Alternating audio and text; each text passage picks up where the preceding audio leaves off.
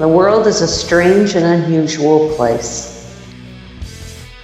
I've had the abilities my whole life, really kept it at bay. Welcome to GHI Interviews. I'm here with Mary Marshall. Some may know her as the Paranormal MD. She hosted a web radio show years ago that I was a avid listener to. I really enjoyed it. It was very sad when it left. Hey, how you doing today? I am doing great, thank you. Oh, Did you have a good New Year? I certainly did. I had an excellent New Year. How about you? I had a good one as well. An eventful, both good and bad, but mostly good holiday. Mine was very low key. Me and my daughter just she fell asleep at 9 o'clock. The one night I told her she could stay as late as she liked. So, normally it's 11 o'clock. She's coming into the kitchen going, Daddy, Daddy. She was asleep at 9 o'clock. So, that kind of New Year for me. Now, on GHI, a lot of our listeners, we talk a lot about politics in our roundtables. I do a report. We have a comedy show where we do a lot of animations, some quite outrageous stuff. But here on interviews, we talk to all kinds of characters and all kinds of people and all kinds of entertainers. We've done some sports guys. We've done some politicians. But now we're going to delve into the world of the paranormal, something I've always been interested in. I've had a few experiences, and that I'll probably share today too. But why don't we get started by you telling us a little bit about what you're doing now, and what you're focusing in as much as paranormal is concerned. Currently, I am still doing teaching paranormal studies at the local colleges, and I do have classes elsewhere. I am in a very slow process of trying to put together internet classes, but there's just been so many other things going on in the world, just as far as cases or research or other, for that matter, Sure. projects that are coming my way. And so, yeah, I've just pretty much doing anything that's maybe labeled out of the ordinary, paranormal. That's what I do. Yeah. Now, I heard through the grapevine, I'm not sure if this is true, but that you've been working as a medium or with a medium. Oh, yeah. I'm very poor at at relaying what I do, as you might have just noticed. Yes. Okay. What I do is I teach the paranormal. I lecture at conferences and events on paranormal. I occasionally host. I am also an intuitive medium. It is something that particular thing that I did not really go public with until about a year and a half ago. It's something I've been working on in the background. I've had the abilities my whole life, really kept it at bay for most of that time. Honestly, because it was early on in life, I didn't know enough. And there was also the influences from family and friends around that, kind of had a prejudice against that sort of thing. Like it's evil or it's bad. And, but it stifled it a little bit, right? Well, it just kept me not wanting to deal with it. Like it was a bad thing. And slowly over time, I was always using it when I would be doing paranormal investigations. Just mostly no one knew I was. And for instance of what I mean by that is that there was be an investigation, and I could tell where we had our equipment before we set up in this house. I'm like, yeah, there's something going, so I went into this kind of like closet thing. It was like a long walk-in that these people had, and opened up the door and said, okay, I know someone's in here. I'm just letting you know, this may be your only opportunity to get your, your message or your side of the story, whatever, out. So come on out here now and, let's work. And sure enough, I caught an EVP right away that said lied to. And what it Ah, was is it was what I personally believe it was the old owner of the house. And the claims that the very scared wife of a couple lived there now was very scared that some of the things that she was relaying honestly weren't paranormal and it wasn't anything dangerous. So I okay. really think that that's what he was referencing. Anyway, the point being is that I would use it slowly. I started coming out more and more privately to people. I still did not think I would be doing reads for people. It is something that I thought held a lot of responsibility. I took it very Sure. seriously, Sure. you know. And thinking about that, like if you have the ability, but then you're holding back on it, and you're probably not using it as much as you would as if as you would now.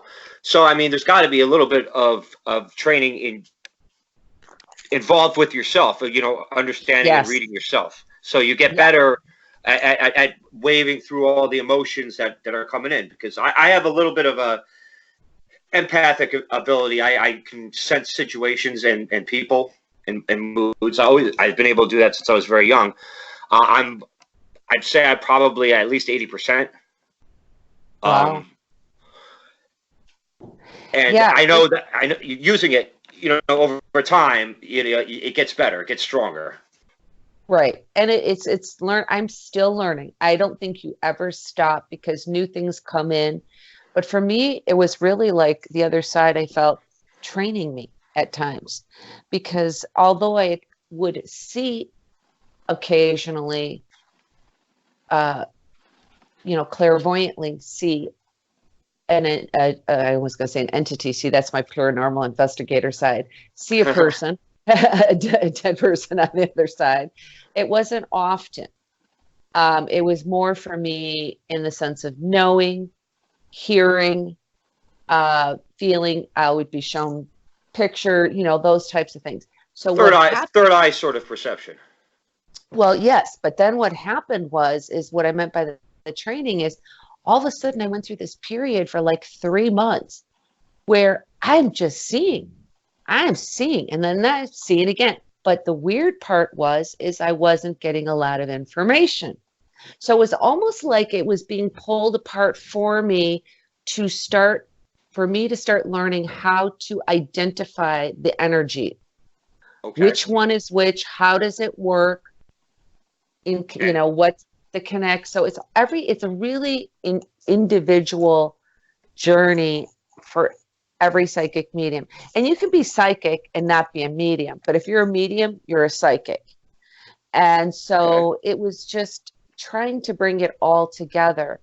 And after having some very profound experiences, that sort of changed. And one of them was probably as long ago as 8 years ago, let's say, in that I was in a hospital chapel and I was in there praying because a family member was having surgery. And I saw this woman in her coat kind of moving from statue to statue in the chapel, but her back's to me. And all of a sudden I hear some sniffles and I'm thinking, oh, this poor thing. Obviously maybe something's going on. Then it undeniably so strong came to me. And I'm going to relay what, in a sense, really what happened is in my mind, I'm looking up and going, I can't say anything to this woman. I can't just walk up to her and just, I don't know. And for the first time ever, and was the last time up until just a couple years ago, did anything like that. I felt I had to relay this message because I felt like I was telling God, no, I'm in a chapel, Yeah. kind of a thing. Yeah. So this person has already crossed, so. No, and this was this was a living person going from thing and shoes. So I go in the back and I said, I'm sorry, excuse me, catch her, towards the back, towards the door.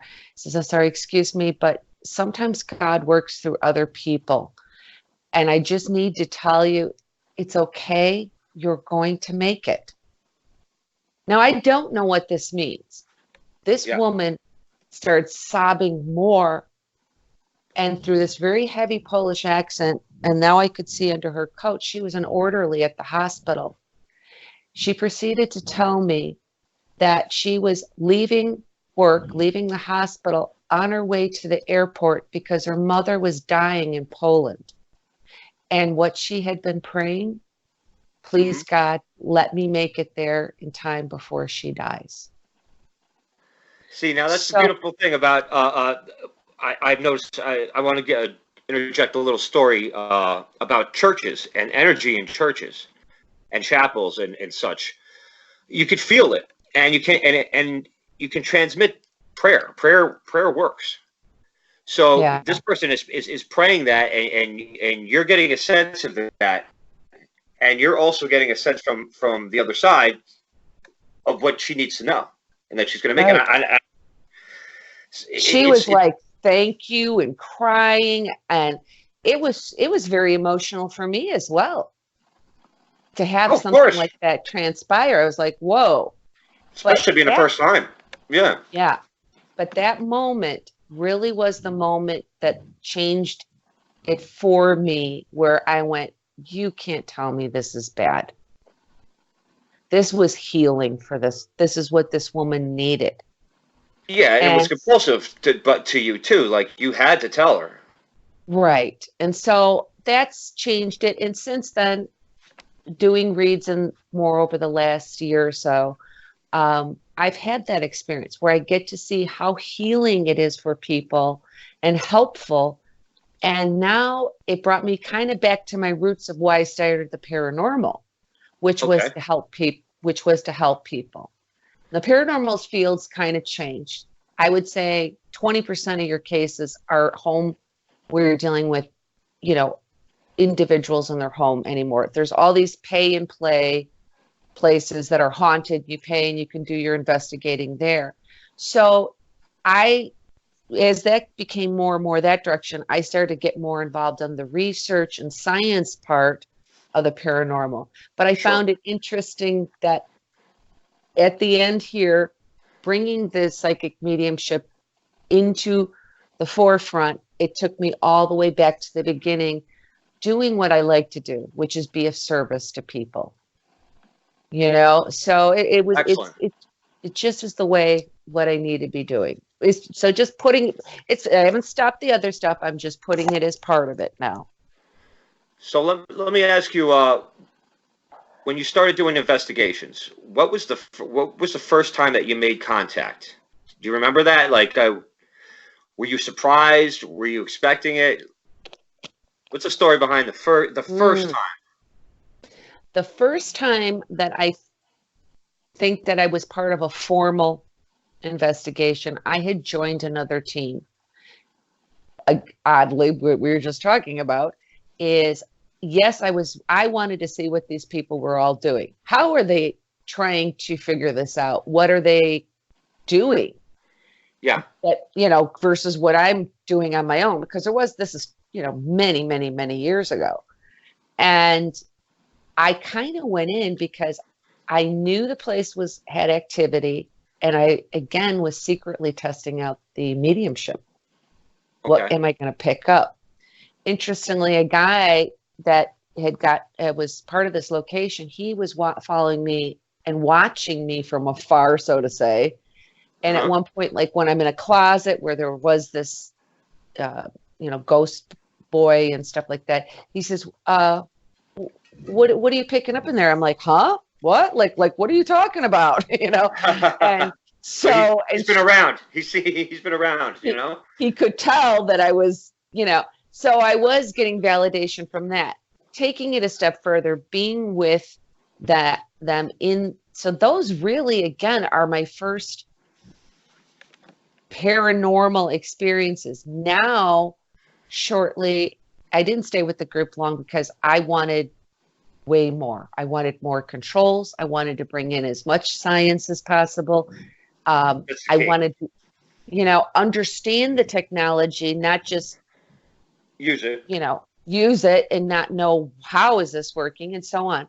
And so if you want to use it to the best of your ability, you got to know how it works, because then you can find new ways and new methods that could help other researchers. Right. So going back to really more directly answer that, I would say it was seeing an apparition. And it's been very few. Now, and I can tell the difference. It's Uh-huh. not, in a mediumship way. That's a completely different thing. To me, I describe, for me personally, in a mediumship, if I see a spirit, it's almost like if you were to see them in your peripheral. Yeah, They're there. You can sort of describe, but if I can never look directly at them. because it's It's not something that's manifesting there, whereas right, a spirit, a ghost would actually be manifesting in the physical world. right. And in this case, that's what I saw. And again, in that way, I've only seen that, you know, maybe 4 times over almost 20 years now, or, like that kind of thing. So that's one of the first things. And that was pretty interesting because it was like a very surreal experience. However, previous to that and previous to investigating, one of those things that drove me to want to know more was I experienced a residual ghost. Didn't he, in Galena, Illinois. I was at a B&B with a friend, and I Oh, kept seeing. real quick, for some of the listeners that are not into the paranormal or reoccurring ghosts, they do the same thing over and over. It's like a print in time. Yeah, it's like describe it as a film loop. It just plays itself over and over, or Hmm. audio loop. It's an imprint, right? It's not the difference between that and intelligent entity you would be communicating, interacting with. Residuals do not interact with you. Yeah, They just do it's their thing. sort of like Civil War battle fields have a lot of these imprinted spectral replays because of the Yeah. amount of energy that happened there. I'm sorry, I didn't mean to cut you off. I just wanted to let people know what the differences were there. Yeah, no, that's really good. I mean, because a lot of times I forget, like not everybody knows. Yeah. And so yeah, I had saw the residual. And so that was one of those. And I remember the person I was with must have thought I was crazy because we were having Huh? a conversation out on the front porch, and I keep seeing this come out from the building, this woman and in that kind of white fluorescent walk about and go down. And there was we were up at the highest point. Galena is kind of almost in tiers, the way it's designed. So your roads keep going up higher, down, And Okay. so there was nowhere for anybody to walk to, this dead end.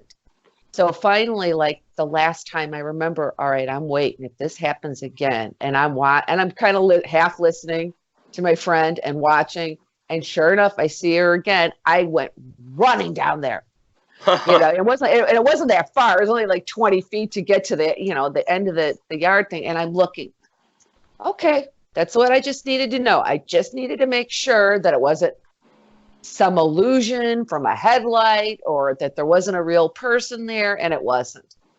Yeah. So yeah, it can be a really interesting. It's not cool though when you get physically hurt by them, which I have. Now I've been that's sick. I've had a couple experiences, which is why I'm very interested in this, which is why I'm just very grateful that you came on the program today. But never had anything actually physically happen to me. Now, are we talking scratches? Are we talking Yeah. pushes? Scratch beyond touch. I mean, you get the touches or, those type of thing. But when this one was a scratch, and the thing is, this thing actually followed me back to the hotel room. Oh man, Uh, demonic. yeah, it was not cool. I went in there, and again, I was just kind of starting to come more to the forefront with the psychic medium, and we're sitting, and this was at Waverly Hills Sanatorium, and it's a huge place. Hmm. It was an old TB facility, again, for people who are not familiar, back in the day. Did And you do a live cast on Facebook there? no, I did one. There was a haunting history or something on Ah, okay. Ashmore Estates. Ashmore. Okay, that's the one I caught. But yeah, so this one, I said, well, nothing was going on. I said, well, I could tell you right now, if we go down here, we will run into something, but I'm going to tell you it's not good. Yeah. And sure enough, it wasn't. At first, it was really, really affecting me. Again, one of those reasons why I needed to address the psychic mediumship, because it wasn't just as affecting me as a, normally as a person. You're so open, you have to learn To be able to close it. Yeah. And so anyway, it touched my backpack. I kind of did a whoo, kind of thing, and looked around, and but it was affecting me emotionally, where I was becoming like angry, upset. And I said to the two girls I was with, I said, I have to step out for a minute. And so I stepped out, kind of regrouped, came back in, and then went, nope, can't stay here right at this moment. I wasn't prepared psychic mediumly to be having this thing coming at me like this. Sure. And so sure enough, we're walking down the hallway, and I did something I have never did before and have never done since. Part of it was because of how this thing was affecting my emotional state. I turned walkways, and I'm walking backwards down the hallway going, yeah, that's right. We're leaving, but I'm letting you know right now that there's nothing you can do to me because God's protecting me. And this thing went, oh, yeah. And it followed me back to the hotel room, and it scratched me. I was wide awake. I was not coming in or out of sleep thing. And I could even tell. I did not want to tell the person I was with who was sleeping. Mm-hmm. And I waited until a few hours later when I got home, and I had somebody else look at it and said, is this I heard something moving around the room, by the way. Yeah. I could tell that there was something. I could physically hear it, and then, otherwise tell it was there. But I'm still trying to be logical. I'm like, maybe a spider bit me, but because it was burning. Yeah. And nope, they said, well, unless the spider bit you in a straight line, like a scratch breaking the skin, I don't think it was a spider.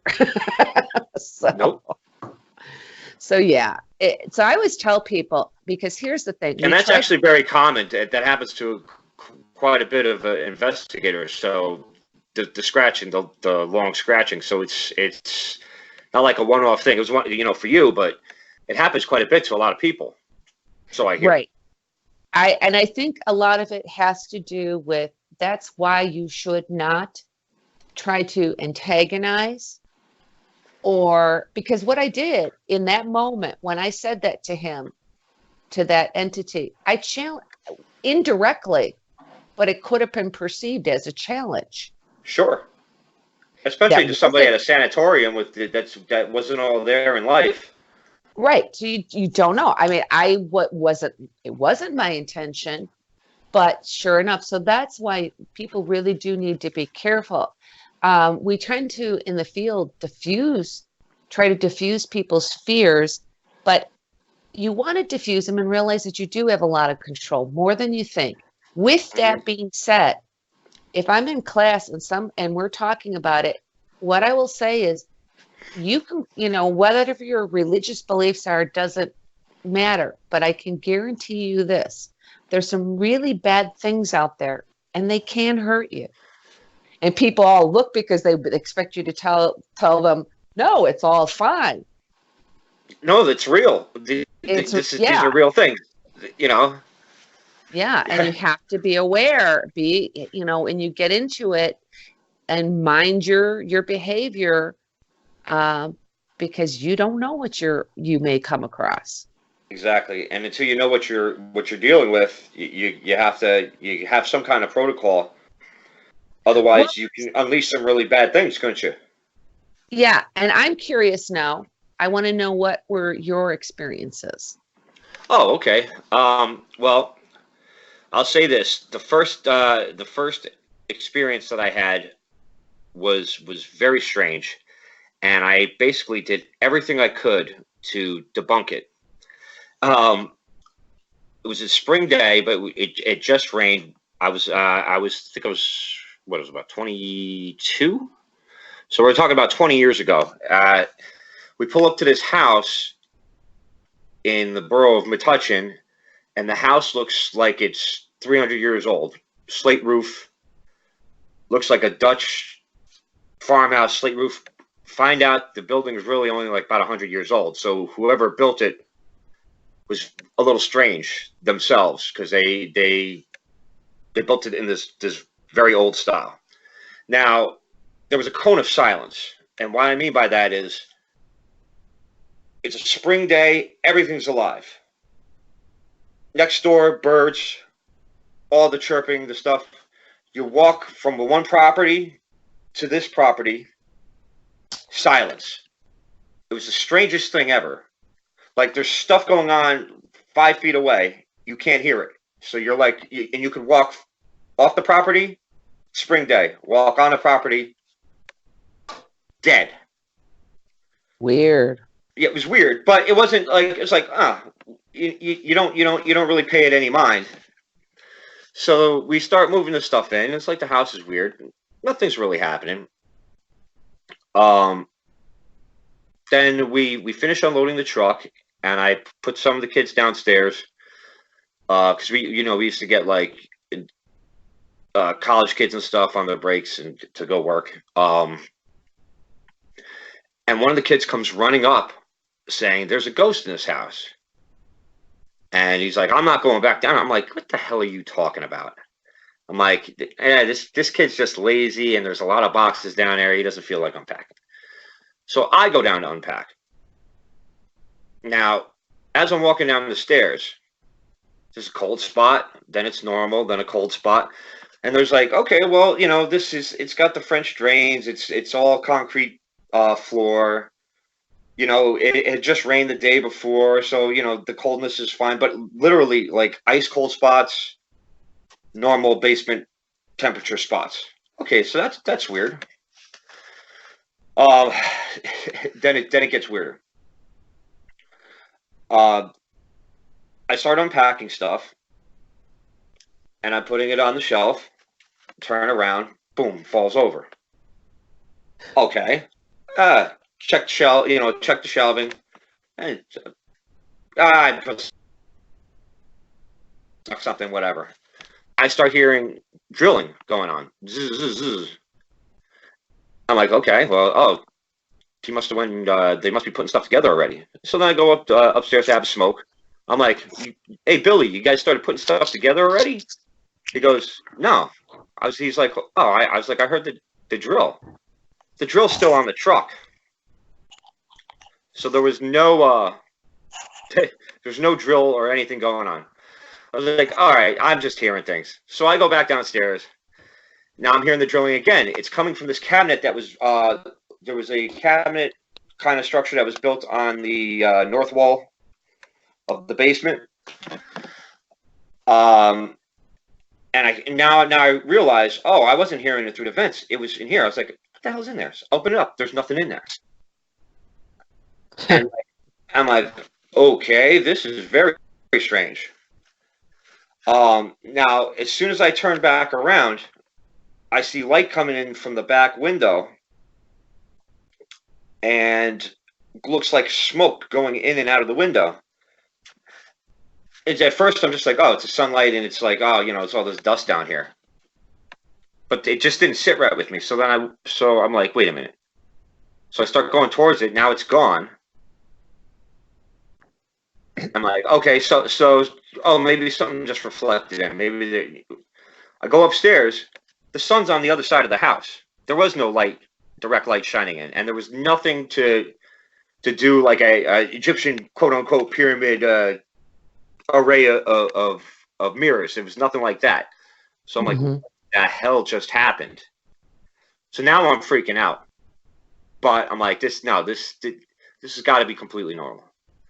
There's an explanation. So I go back down, and then the light's coming in again, and the thing's going in and out again. And I'm like, what? I'm like, and I realize now it's not dust. It's just kind of like a particle mass. very, very. It looks like dust, dust and light, like it's that thin, but it's not, because I've already proven that it's not that. And then it goes out of the window and it leaves again. So I'm like, okay, you know what? My mind's playing tricks on me because this kid got all freaked out, and now I'm just getting freaked out. So I go back to doing unpacking stuff on the shelves. Put a few things on the shelf, turn around, boom, falls over again. Now I'm talking to the ghost. Now I'm talking. I'm like, listen, I'm not moving in here. If you want to bother somebody, bother the guys moving.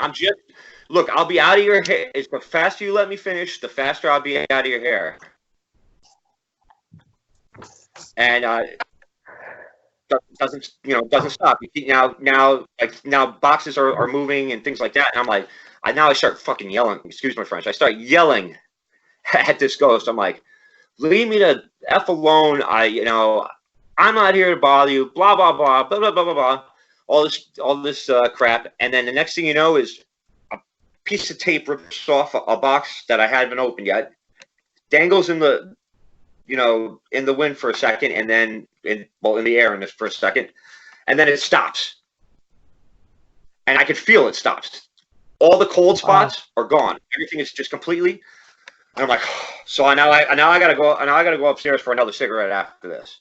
So I go outside, I light a cigarette, and I joke you not, everything's alive. Everything that was next door, and that cone of silence I was talking about, the whole property is alive now. There's nothing. So it's like the birds are chirping. Everything was completely normal. I finished. I got out of there. But it was the weirdest thing that ever happened, because I went through everything that happened and tried to explain it. And I mean, I think I left out a couple little bits, but that was my first real experience. That's pretty intense. It really is. I mean, it always surprises me, because I'm telling you, I think sometimes, not so often, some of the most explicit experiences that people have are the ones, like you just said, it just happens. And now you've got all these people who are investigators who are going into these places and paying to investigate. Most of the time it might be years before they experience that. It could be quite boring often. You might get things on audio or video that you will, when you're reviewing, that you're going to see, but the actual experience.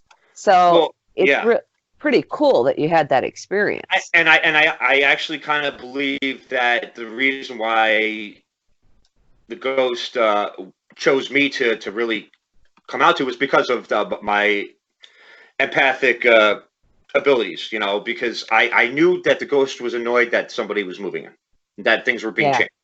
I think that house was actually empty for quite a long time, about at least 5 years or so. As well, so the ghost got pretty accustomed to having things its own way, and I mean that's what I was sensing, because there was an actual being. Once I came to terms with that, this is actually real, that it's not mind tricks, right?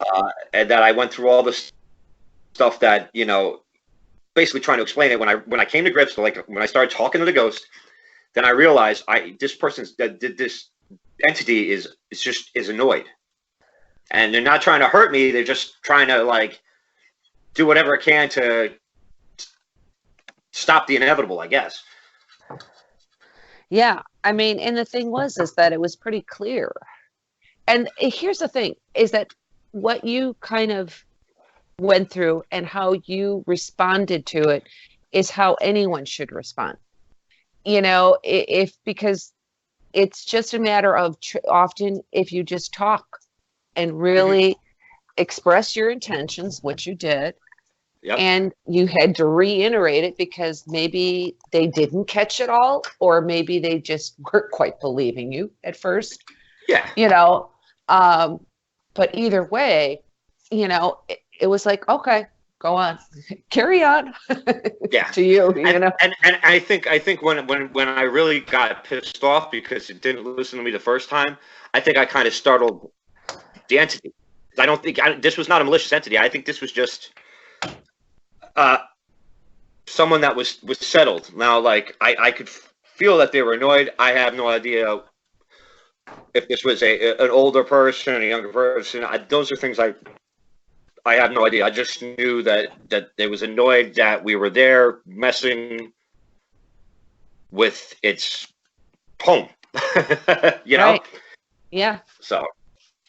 I mean, Well, even in that, going back into the case that I brought up about going into the closet and finding, you know, bringing that entity out, is that's really what it was about. This guy, you know, who used to live there, who was dead, he was still doing his thing.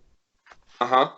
You know, and he was being misunderstood by the owners because, you know, and so what they really needed to do is that they realize that they do have the power to talk to them. Yeah. You know, instead of this people are afraid of the unknown, and then they get very, I don't want to say dramatic, but everything starts, I call it a paranormal melting pot. Everything from flu noises to this and that is being blamed on this ghost. And it goes, like, I'm trying to stay out of your way. Yeah. And so it's like you kind of like a counseling. It's like counseling both parties into, all right, how are we going to get along now? like You know? like that movie Casper. Ever see that movie? You should really watch that. You should really watch that movie. It's hysterical because the guy, he's actually a ghost counselor. He counsels the ghosts to try to get them to go to the other side. Well, and it is, you know, it turned out not to be, but I had a case and it was not a haunting.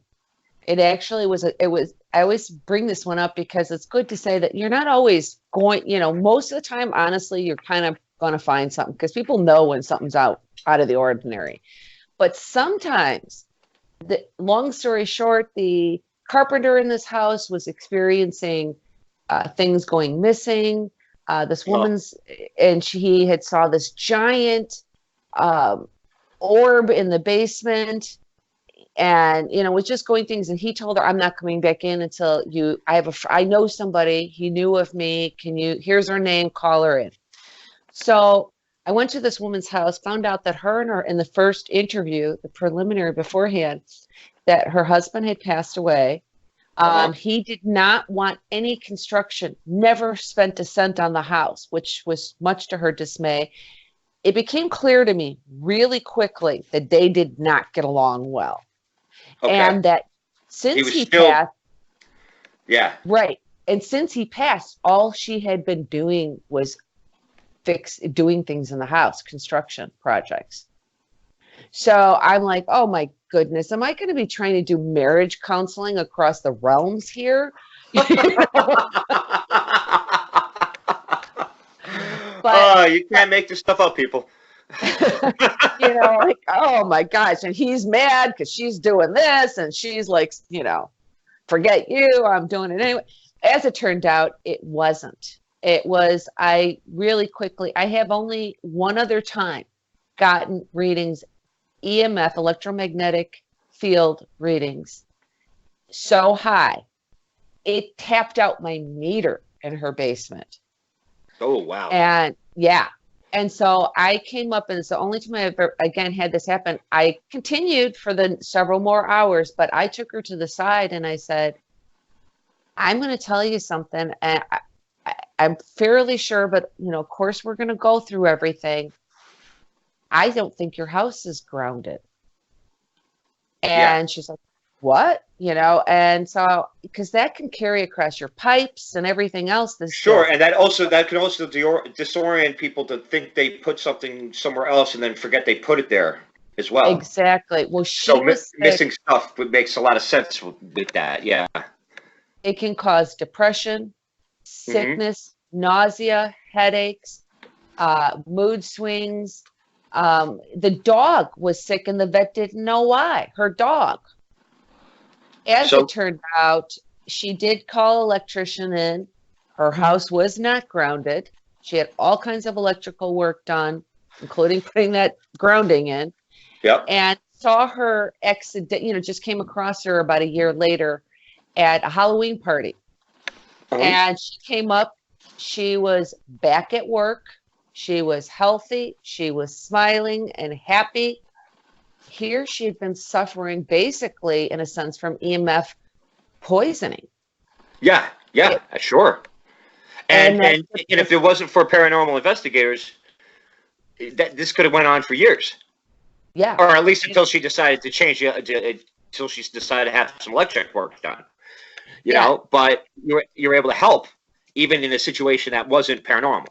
So that's an excellent thing that people should realize, that there are a lot of good investigators like yourself out there that they go to try to debunk all these things, and they have, from all these years of experience, knowledge of things just like this that explain things that people think are paranormal, but are also very important to know, or very important for their home and their health.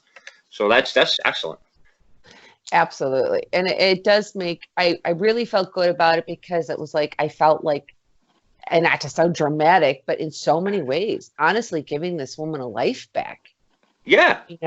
And so she was just like, at the time, thank you. But so it isn't always, but most of the time you're going to find something, and even if 60% of the claims can be debunked as something else, usually you're left with something. Yeah. So it does happen. Now, I kind of probably interrupted because I know there was another incident that you said you had. What was that? Well, this one was my daughter, who, it's funny, she wants to be a Ghostbuster when she grows up. Not a ghost investigator, a Ghostbuster. Get her the proton pack. She has one, and she has her meter too, and all that stuff. Oh, I love it. And she, it's funny because she had, when she was very young, now she's got the bluest eyes and the reddest hair, and she just looks like somebody she just looked like a kid that would be able to see things. Okay. But she doesn't anymore. Now she's getting older, and she hasn't had any. Now every time she talks about ghosts, she's playing make-believe, she's playing Ghostbuster. But before, this is really when she, maybe a few months after she started talking, once she started talking, she's a little girl, she just kept going. And her vocabulary jumped, like within 5 months, jumped 500 words, right? So we're in Asbury Park, a very old seaside town down the shore in Jersey here. And they have some old buildings. They have a beautiful Art Deco and stuff, and a lot of history there. So, I mean, it's definitely a place where you would expect to find some of this stuff. Now, we go through the convention hall, and on the other side, there's another stretch of boardwalk, and then there's some buildings, and old boardwalk front buildings. And we're just walking, and then she's like, "Hey, you see the lady up there?" And I'm like, "What?" And she starts telling me about this lady that's up on top of this little walkout on one of these old buildings. And she's like, "That's a ghost." And I'm like, "What do you mean?" I didn't even know she knew what a ghost was. She's like, "Because it wasn't real, but it was real to her." And then she starts telling me about this thing, and I'm like, "Okay, well, she's got a great imagination, Right. But then we go back again, and we go back a few months later. Oh, the lady came out. So, the lady wasn't there, and then we're running around. I actually have a video of my daughter doing this airplane bit right in front of the building. And then, like, right after we finished doing that, she goes, "Oh, the lady came out." So the lady came out to watch her. Now, the next year we come back. She goes, the lady's not here anymore. And I'm like, okay, so like, was it make believe? Was it not make believe? But the reason why I lean towards it wasn't make believe is because something very peculiar happened in the house here when she was in the bath, and she was playing with great grandma. Now, her Oma, her great grandma on my father's side, is still alive. She calls her Oma.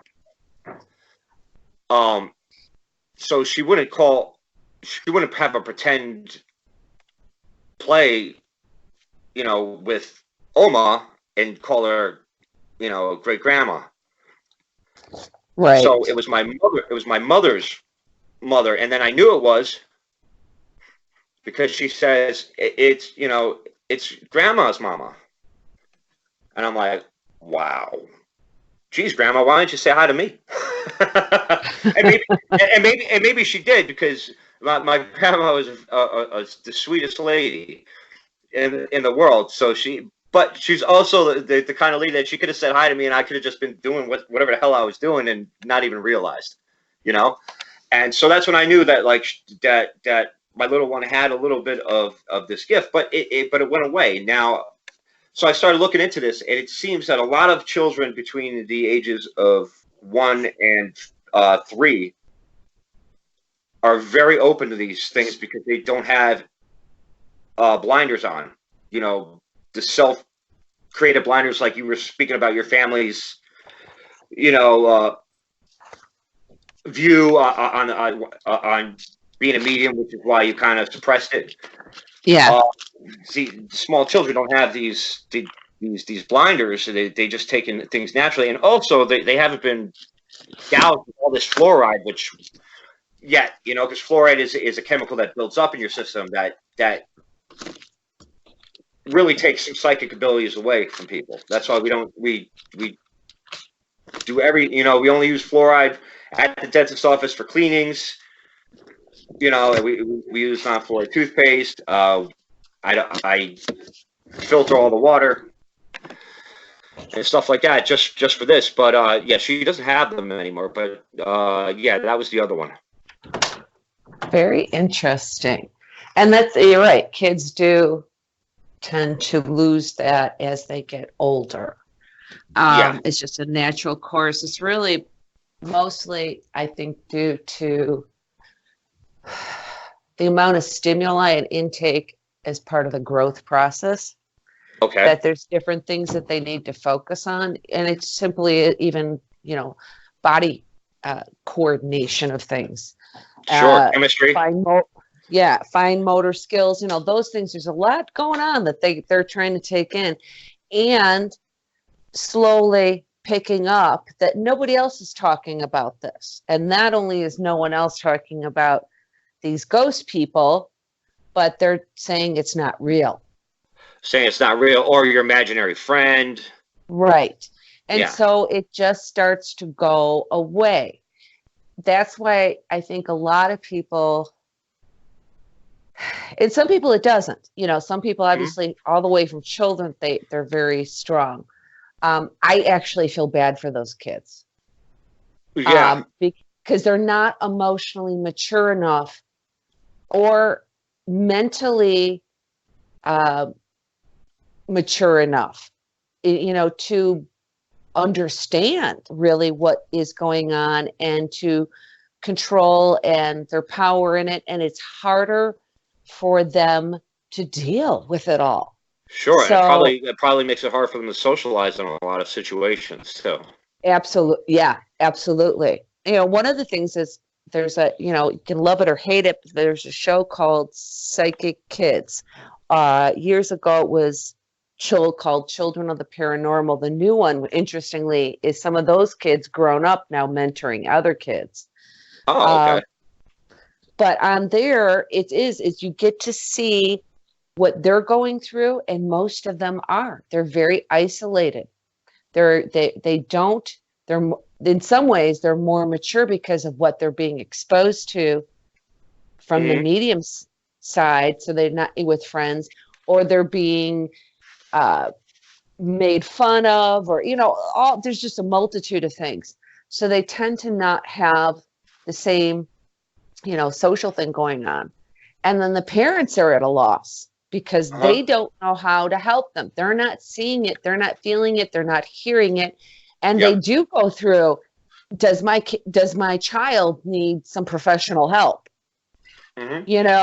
And so it's really, it's difficult. So I think a lot of kids, maybe it's not a bad thing for them to put it aside, as long as they can, they can get back to it later in life. And I don't think most people don't. Yeah. I mean, I was going to say, for some of these kids, it seems like it could be a seesaw where it would actually help them for some kids, because it will make them more mature and will actually they'll rise to it. But then other kids, it could be something that could just crush them.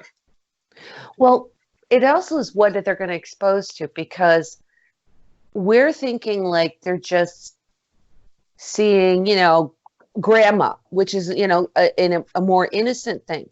But what if they're you get kids that are walking through and they're just getting bombarded by these dead people, these spirits. Like, oh, you could see me, so then they're going to start bothering them.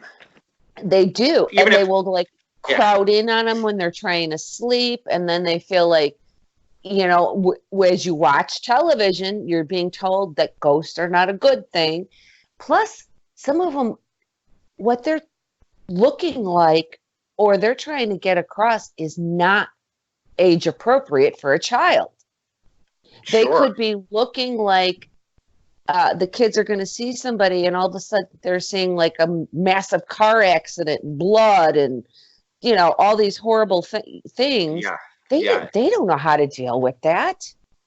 Yeah, and it's not. Yeah, and that's the kind of thing I was thinking. It's really not fair. So I think the advice I would tell the parents out there is don't dismiss this stuff.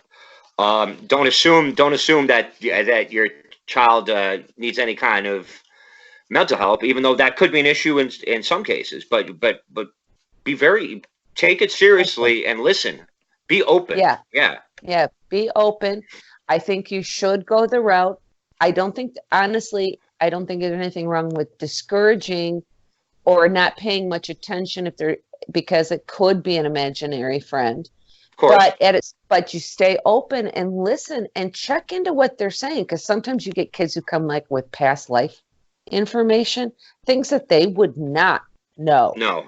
Yeah, exactly. So it can be really strange for everyone involved. And, it's interesting. You said that, though, about, they may need help, but, something professionally if it turns to something else, but adults too. Yeah, sure. And I mean, by saying need help, I what I'm saying is don't assume that they have a mental problem. I think getting a counselor, somebody that they can talk to, somebody because I know there are counselors out there that do deal with people that have these experiences. If finding somebody like that they could talk to, a mentor, almost like the show you were saying, you were talking about, it's not a bad thing either, because it's, if you don't know how to help them, try to find somebody that does. Right. And I'll tell you, it's almost impossible. And that's why sometimes I think it's really necessary to kind of expand on the people that will be willing to mentor children that do have these abilities, because it is a very, very difficult thing to try to find somebody who would be willing to work with kids. You definitely want to find somebody who's a parent themselves, I would imagine. Yeah, and then the other side too of that is that I've always questioned this, how many people that might have been in mental institutions and even maybe had, electrotherapy and all these horrible things, lobotomy, partial lobotomies or whatever. How many of these people who are considered crazy, they weren't crazy. They really were experiencing things that other people weren't. Sure. And maybe that's why some of their souls stick around. Yeah, because they kind of get stuck in a state. And so there's a lot of different things, to consider with it. Is, are people, whether they're kids or not, experiencing what they're experiencing, and just stay open enough to entertain the possibility. And then if it continues, you now have to really kind of dig in and see. Science hasn't fully proven this yet, but science is absolutely in no way disproven this either. So science is a very important tool, but the science is inconclusive. So you have to keep an open mind. Absolutely. I mean, we're learning. We're still in the infancy in science. We really are. Oh, sure. I mean, I don't know, but it's a really, really high percentage of what we don't know about the ocean yet, our own planet. Mm-hmm. We have all these theories, all the way, from Big Bang to expansion to this and all these things. But yet we don't know that first minute, that really first critical minute. They don't know what happened yet. And, nope. So where I'm going with it is basically saying is that there's a level of faith. Yeah, you have to. And there's a lot that we don't know in science. So it kind of, I feel like a lot of what we consider paranormal, without current scientific explanation, the sense of the word, what paranormal is. It's just normal. Right. It's normal. Science hasn't caught up to explaining it yet. But science is starting to. And I mean, you can even go back to the 30s in Russia, the experiment of the 27 ounces. Oh, for the soul you're talking about? Or for the soul, yeah. Because I mean, if the soul is just pure energy, right? Mm-hmm. And that's what drives the vehicle. Because I mean, our bodies are run by electricity, our aura, everything. It's electric impulses. And if that's how our soul gets in, whether our consciousness is on the other side, and we're a vehicle like a remote control car, or if it comes in and that soul really is there inside of us and it disperses, what happens to that? What happens to all that other energy when we die? Because think about it, like our body, the amount of cells in our body is only so much energy. There is only so much matter. But when you take into account the electricity that runs our body, that is no longer in that body, that also has mass, albeit very small. It still has mass. So where does it go? Yeah, and here's the thing, and using science itself, you look at it and you go, matter and energy, Einstein, same thing, relativity, special relativity.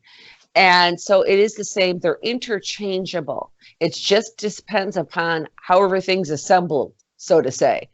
And observation, that gets into another really clear thing. We do know in science that the simple act, and I'm simplifying it, but the simple act of observing or measuring an outcome forces an outcome. It changes it. So how do these things relate to the paranormal world? And so when somebody says, oh, I go to the cemetery to talk to, my deceased husband. Well, your husband isn't hanging out at the cemetery. He's probably right there with you in the car while you're driving there. But the bottom line where I'm going with it is that we can never underestimate the power of our own soul's energy. Because we are forcing an outcome by thinking about that person, by having specific expectations. You are putting that out and forcing an outcome because they're now going to be at that cemetery because of you or me, and us. And so, there's a lot of relationships that we need to look at. And I even look at things because that's where it really has changed for me, wanting to understand how is it happening. Of if you have something, an object moving, you know, and you're seeing it move, whether with your eyes or on a camera, Yep. something has to have partial manifestation to be able to, even in energy, to move something. Otherwise, it would pass through. Sure. So I start wanting to know, what are they made up of? So I've looked at things from from the Higgs boson to quarks to this, to find out what particle, and which again is interchangeable with energy. Yeah. What particles are more easily passed through, and which ones kind of get stuck by other ones. And also, what like sometimes you see these like in the case where I saw the entity going through a pane of glass. Right. Now, but yet it was the same entity was flinging stuff off the shelf and making sounds. So is this energy able to transform itself because it's in such a pure state that it can transform into different kinds of particles? Or does it just affect the particle, or is it able to affect the particles that are already in the atmosphere that's there? Some of it, I think both. I think both. And I say that both because the way you just, you know, and I'm thinking about it because I'm like, yeah, that's the interesting way to put it, is that one of the things that we look for in the paranormal field is atmospheric changes. Yeah. We cannot still say, as much as we can get, changes and spikes in temperature and electromagnetic fields and so on, we still can't say for certain, or orbs. This is a big one. I think that 99% of the orbs out there are not ghosts. Yeah, I agree. I think it's other types of energy. However, with that being said, you try to tell somebody who sees little orbs and they're like, that's a spirit. And I said, here's the thing. Is it interacting with you? Is it interacting with the world, or is it interacting with itself? You're looking at a ball of photons. Yeah. A ball of light. It's a really, really big leap to go from looking at this ball of light to saying that's the spirit, that's a person, that's a soul of that hasn't manifested yet. Especially with things like things that we do know about, like swamp. I hate to use swamp gas because they always say swamp gas to explain away everything. But swamp gas is real, and it does create an orb. And I live in a swamp. Like my town's built on a swamp, so this does happen. Okay, so it doesn't explain away everything, and it certainly doesn't make sense when you're in, like, if you're in Colorado, right? But there are things that. There's more than just entities. So I would have to agree with you that most of these orbs are not. And also, especially on camera, because there's a lot of things that create the impression of an orb as tricks of lights on camera. And I did study film, and it's quite common to happen. It looks like it's an orb, but really what it is, it's dust and light, overexposure, there's all kinds of things that could create something that looks like that when you're on camera. So not that all the ones on camera are not they most certainly, some of them certainly could be a spirit or something else, but most of them aren't. So what I would do is I would limit to eyewitness sightings and then go from there to really find these. But that's my own take. Yeah, it's just a big jump to say that's the soul of a person. It could be related to them. And here's where I was going with that. It could be related to the energy of a conscious energy, soul of a dead person. Uh-huh. Meaning it's a byproduct, because The reason why you should use red lights and things like that are not just for your sight, but it's to cut down on changing the atmosphere. Is, you want to do that as little as possible. So every time something new comes into that, so now if a spirit comes into, the room that you're sitting in, that's a whole new energy. Yeah. There are going to be some normal changes and interactions that is just going to occur because of that. So I think when you had said, how can they, they're passing through a window here, but they're moving a box on this one. Is it intentional? I do think it's intentional, but I think some of it, again, is not, I don't think it has one answer. Some of it may just be the introduction and the mix of these energies the byproduct is going to be what that X factor, whatever it is. Sure. And then like some of the things that came off the shelf, like it was ceramic and metal. So maybe the way that a certain metal reacts with this kind of energy, because most metals are conductive, could lead to something like that. Yeah. As well, they just changing the environment by entering the environment. Like a bull in a china shop. And you know what? And who says spirits are perfect? Like they don't bump into things. That's true. We don't know. It could happen. We don't know. We don't know. Like, great, I got the Klutz ghost in my house. Great, Feel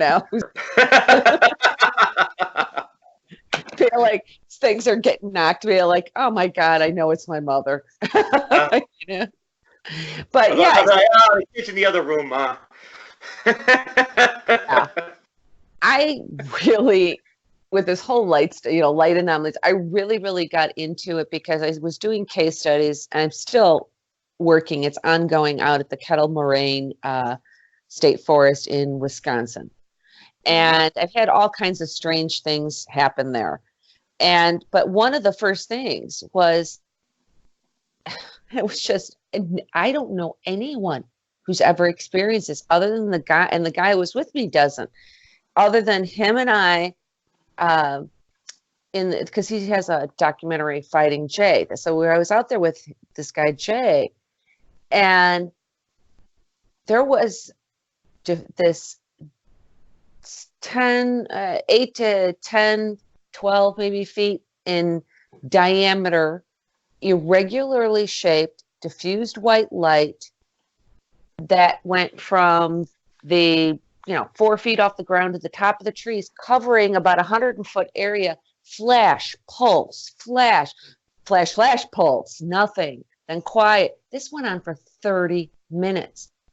I was like, I had no equipment with me because I was just at this point just going to hang out with my friend to see what he was up to out there.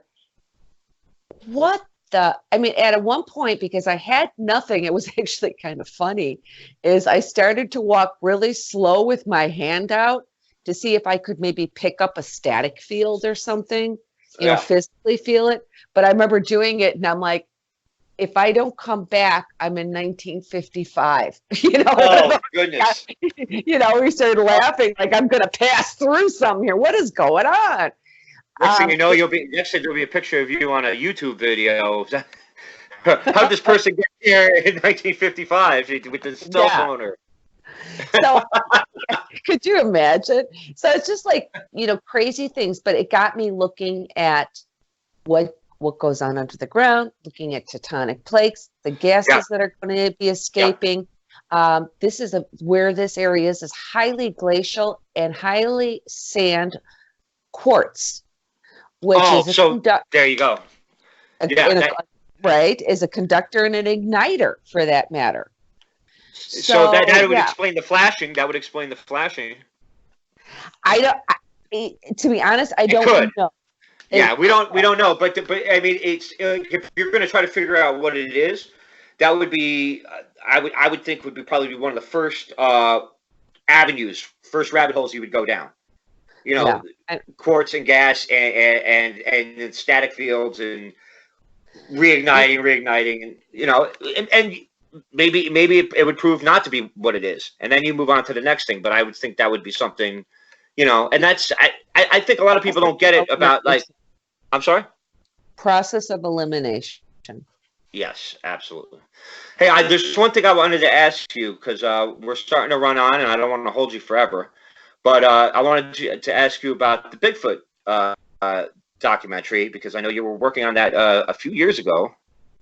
What's happened? Well, the long story short is this guy, a friend of mine, Jay Patochin, who's actually at the time was the Bigfoot hunter, and I was referring to it because I was going to see what this crazy friend was out at, doing in the woods. Yeah. And so that got me started because there's a lot of other things going on out there. So we were filming for over a year, and the editor went MIA with all of the footage. Oy. It's just literally that dead in the water type of a scenario. So after that, it's something that we're both continuing to do, but we started doing things more separately. We still go out, and we often will call. He'll be like, "Hey, this just happened," or "What do you think?" and vice versa. But what he started to do his own, and he started to go out with more and more people for the reason of having more witnesses. Of course. To the phenomena, and getting more people's intake. So having different ones at different times, because that's makes it even stronger. Right. Yeah. And so he put together a documentary. I am in it. I'm just, one of the experienced people, and I always feel I don't always, know exactly how to explain it. There's other people in there that are known in the field, Linda Godfrey and so on. But there is some footage in there where we were working in the field and a structure, and then some commentary. And it's interesting because this is something that I always say when it comes to Bigfoot, because I will tell you, I was one of the people that would, and I say these things in front of him now, so he knows, but where I'd be like, okay, what is my crazy friend up to? Bigfoot. Okay. Harry and the Hendersons. And when he's not looking, I'd be rolling my eyes, but I've never seen anything or experienced. I think here's the thing. And this is where I came to on it though. One of the most logical things we have is math. Numbers don't lie. Nope. So statistics and probability, with all the reports from all these people, they all can't be crazy and they all can't be misidentifications. Probability says some of them have to be correct, in what their experience was.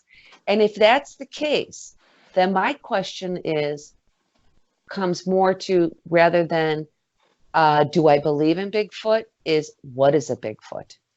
Yeah, because there's something, but what is it?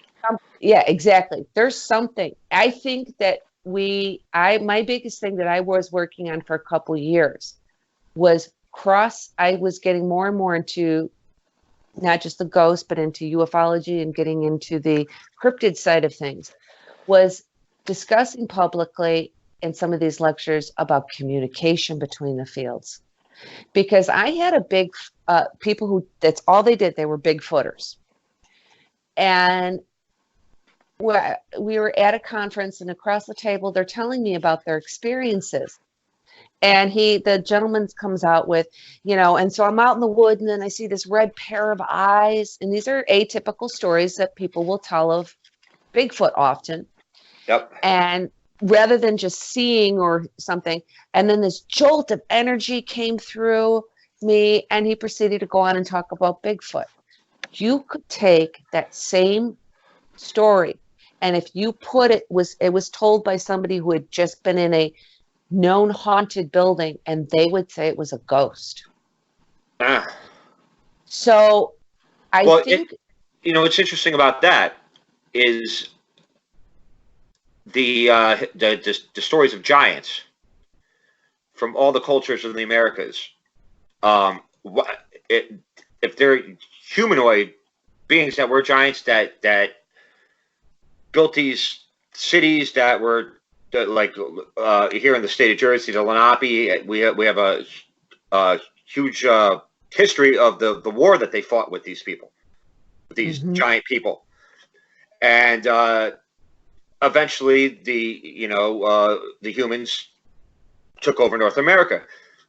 If they're humanoid and have a soul, why wouldn't they be ghosts? How? Perhaps they're ghosts. And so I mean, and that's what you're talking about, going across the lines. You can now you're mixing Bigfoot, paranormal, ghost-related subject, and anthropology. And because grabbing more information, whether it proves your theory or dismisses your theory, is good. Because if you really want to know the truth, you want as much information as you possibly can have. Right.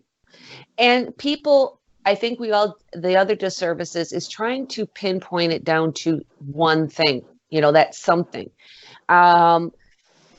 Jay has had a few different sightings out there, but one of them really was much closer to a shadow person type ghost. Okay. But another one was clearly more like a Bigfoot. And another one where, we don't know what the heck, So I think that, was it that all three were related to Bigfoot, or were they all different types of things? I lean towards the different, because another really common thing with people who are, who are maybe would look, I always say, I'm not a Bigfoot hunter. I go out in the woods and whatever presents itself. It could be a light anomaly. It could be an EVP. It could be whatever. It's research. Yeah. Exactly. But these people that maybe what, they're experiencing is multiple, because another common thing that happens in areas that become known as, Bigfoot hotbeds for sightings. UFOs. Yes, indeed. So now you got another interesting thing in the mix. Why is that? And you know what? And to be honest, like there could be an explanation, just as there is some atmospheric anomaly that disorients people that can cause this. I mean, who knows? We don't know. So it's worth investigating. So it could be something that the scientists, the normies, let me just say, the normies would be like, okay, but then it could also be something that the other side of the coin could like, but we don't know either way. So let's try to figure it out. Let's not dismiss these things, because, like you said, probability and numbers don't lie. And probability states that there's something going on. What is that something? We don't know. But until we do, we're not doing any service to ourselves by not trying to understand it. Yeah, exactly. And it's a learning. Now, just to say real quick with the Bigfoot, there's kind of two camps in a sense of the beliefs. Some do think that it is a flesh and blood species that just hasn't been discovered yet. Yeah, I kind of lean towards that, personally. I'm in the other end, where I think it's something that's more interdimensional. And I do think it's related more to UFOs and ghosts, because how do ghosts do what they do? It obviously has to be something interdimensionally. Sure. How are they coming in and out? They're just, I find that plausible. I find your side plausible, but I kind of think there's an undiscovered humanoid that's hiding out. See, yeah. I have a hard time with that, because we're not getting any physical evidence. There's never bones found. There's never hair found. Some has been tested. It's been either negative or inconclusive. Yeah. Where are they living? How are they? These are 9-foot creatures. They're huge. I would bring up gorillas. If we didn't know, like when we first, we thought of gorillas the same way that we think of Bigfoot now. And the numbers of gorillas really are so small that if we didn't actually find them and know they were there, right now we'd have no idea. Because and the reason why the numbers are up is because we have them. Huh? But with so many people searching, the fact you can't, because if you go back and go, well, every year we find new species. Listen, the last time we found a mammal, because in the ocean, and since we get into UV lighting and all those things, more and more is getting discovered. And birds too. Yeah. But I think birds evolve a lot faster, to be quite honest. Right. But the last time we discovered a mammal, it was like the size of a small cat. And that was like, over 15 years ago. Sure. So I have a hard time. But remember, it was only 130 years ago that it was 1890, I believe, when we found a gorilla. So a large mammal 130 years ago is, and then there's been a few cats that we found. I mean, granted, it's not in our lifetimes, but if we're going to talk about time itself, 100 years, finding 3 or 4 big mammals in 100 years is actually kind of a big deal. Yeah, I again though, it's just that matter of the difference being is the population. We have taken over this planet. Are there open areas? Absolutely. In addition, though, to the shrinking of those open areas tremendously since 100 years ago, is that you have people out there consistently looking. Yeah. And you have, it could even be the, DNR and the forest preserves of those. Now, I would think it would be more plausible in places like a Yeti when you're getting into, open. But like if you look at like Texas, Florida, and Pacific Northwest, which is where the majority of humanoid ape-like creatures are, in those environments, a body wouldn't last 3 days. It would be totally taken over by the jungle. Mm-hmm. So, and then if they are humanoids, what's to say they don't bury their dead? Well, exactly. I mean, I can give you that, but again, those are not the only. You know what I mean? In those areas, but when you get into areas that is very small by comparison in Kentucky, which is some hotbed areas, or here in Wisconsin, yes, the Kettle Moraine is 55,000 acres.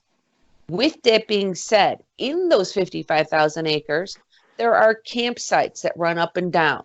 There are horses. There's there's other recreation. So they're pretty tread through. Fair points. Yeah. But yet there's still sightings. Yeah. So I think, again, this may be one of those cases where we just said, maybe it's not one thing. Maybe there is in certain areas a species that we haven't discovered, still leaving open the possibility that in these more populated areas where these sightings occur, that could be something different. And of course, and like when you say Kentucky, now remember the history of the war with the giants for possession of North America between the Native Americans of North America. Maybe Kentucky was Ohio, Kentucky, all the way down to southern Illinois was the base of these quote unquote giants. And if so, perhaps some of these sightings, like it could be different things. Perhaps these sightings are in Kentucky are ghosts of extremely large humanoids. Interesting. And then a swamp creature, and like also down in the southern United States, in Texas and Florida, they're not as large. These skunk apes, they're not. It seems to be different than the Pacific Northwest humanoid or the Nepalese humanoid. So, I mean, we could be talking about two different creatures. We could be talking about ghosts. We could be talking about interdimensional beings, which I think is plausible. We could be talking about UFOs. You Uh, know, try, I have to stop you because I do a lot of these interviews, and you just said something that's really stuck with me because I've referred to them as ghosts, and this is just how they're presenting. But they could, if this were a flesh and blood unknown species, it's like a humanoid bipedal mhm. type thing. It's plausible that when they die, that their energy continues on in the same type of ghost manifestations that will occur for humans. Yeah, yeah. Why not? So, yeah, I mean, it certainly can be. I think the really interesting part of it, of all of this is then this is where it frustrates me, is that people just have to realize there are things that are unexplainable, Uh-huh. and just it doesn't. We don't have an explanation for it. This is what everybody's searching for, Just you because something know? doesn't have an explanation now doesn't mean it's not real. And it's the Right. biggest issue I have with a lot of scientists. Well, not. I hate to blanket aside a lot of the skeptic community and science, because they're not willing to accept that just because you don't know what something is doesn't mean it doesn't exist. Right. You could be correct as a skeptic. You could be correct, but you also can be wrong. But if you're not going to actually look into it, if you're going to dismiss things out of hand, you have no place at the table. What's the point of talking? Why should we give you a voice if you're not willing to at least uh, take a look? Prove me wrong, and I won't be mad if you prove me wrong. But Exactly. do the work. Don't don't Do the don't work. dismiss it. Don't dismiss things out of hand. Right. That's anti-science. And you know what? The bottom line, though, I think, and I understand, is fear. Sure. Because people, it's sort of like, oh my gosh, Stanford. Oh my goodness, I can't think of his name. Brilliant man. Astrophysicist, on and on and on. He worked in ufology, Yeah. and he just recently died last year. And he, in the community, was one of the go-to people. He's a man of science, first and foremost, and he got involved in ufology and was really explaining and getting more and more into being public with it. That's a really dangerous thing for a scientist Of course. because You lose your funding. unfortunately, yes. And the only thing that can help, 10 years sure helps, but even then, there's still a certain amount of control. So most of them do not want to get involved until like maybe they retire. Sure. And then if they're retired, they're like, And if they don't. and if they're doing all right, oh yeah, because there might be some. Because listen, a scientist is like, they don't ever retire. They just research their passions. Yeah. Yeah, You you're know, right. my father was a scientist, a very good one. Um, and now he is an avid. Well, he was always an avid birder, but now he's just a ridiculously, because he's doing the same thing, but he's studying birds now. Hmm. Because he can't give up the exploration. He can't give up the continuing to know more. He needs to know more, and he needs to quantify it, because that's Yeah. the kind of person he is. So he's out there. He's doing something where he's out there. He's in the field, and it becomes passion. It's a big passion for him. A lot of people would think that's boring, but to him, it's exciting, because he's actually he's gaining knowledge by identifying different species of birds, and then being able to go and track their movements, to see anomalies, to see other things that might be happening around the globe based on what these birds are doing. It's fulfilling. So I can completely understand where, as soon as somebody finished, their professional work in a field of science, why they would continue researching something they found fascinating that they maybe weren't able to study, at least not full time. So I mean, well, and paranormal is just because it's such a iffy type of topic, let's just say. If you even just give it the time of day, people try to discredit your other work. Exactly. Yes, exactly. That. And again, so like I said, I understand it. I did a talk for retirement village. Okay. And this one happened to be very heavy on the presentation on the science side of things. And so I'm talking about, quantum entanglement, physics, quantum entanglement, blah, blah, blah. And then this older gentleman from the back afterwards comes up and introduces himself. He was a physicist. And I'm thinking, oh, man, I'm going to be called out on something, And he was like, no, great talk. And we got onto a whole big, long conversation. But this is something he never, ever would have addressed during his time, when he was active, at one of the universities. Again, I understand it, but the problem is that you've got a lot of citizen scientists running around like myself, trying to figure this stuff out. We need the help of people who are educated in the right ways that we may not be, to look at this and really take it apart. That know the particulars, and also know how to deploy experiments to use. Like there's an abundance of equipment to try to prove all kinds of things, but if you don't know how to read that, if you don't know what you want to, it's and funding. That's why I've always said from the beginning this is why we need scientists involved. It's because along with scientists comes money. Not that they get, I'm not saying that they struggle these days to get funding for things, but they have to lie. Sometimes they're forced to lie, Yeah. which is unfortunate, which is a horrible thing. And that it's not often, but it happens, because we citizens scientists can't afford it.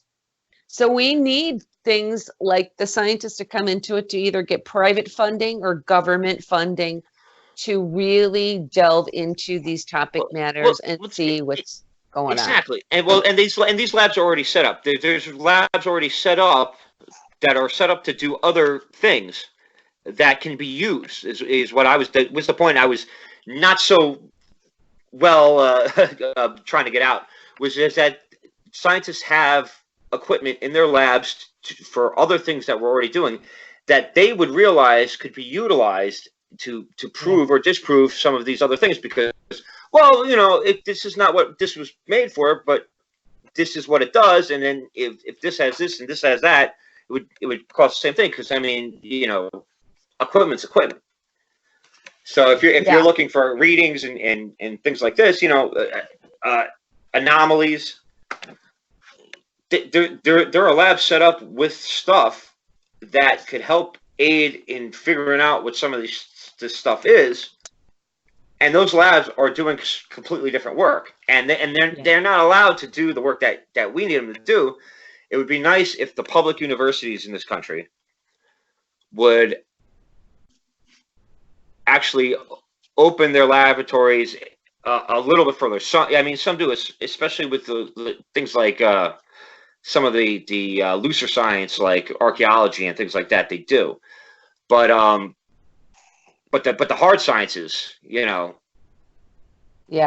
How do you get? If it just we're paying for this university, I want I'm a citizen. Hey, give every citizen one shot, right? We pay enough in our lifetime. Hey, I want you to look this up. I want you to run a test on this and do it for free one time for every citizen. Imagine what that would do imagine what it would do for a community like yours. You guys would all have to have a meeting to say, all right, we're going to go here and have this one do this and have this. But just let's open up education beyond the realms of being a student and being a teacher. because we're always learning. If you're not learning, Yeah. if you're not learning, you should be teaching. And then when you're teaching, you should be learning. And that's it. And that's it. Absolutely. The world is a strange and unusual place. And on that note, I think we're going to end this interview today. But how could listeners that found this exciting or want to learn more, where can they find more about you?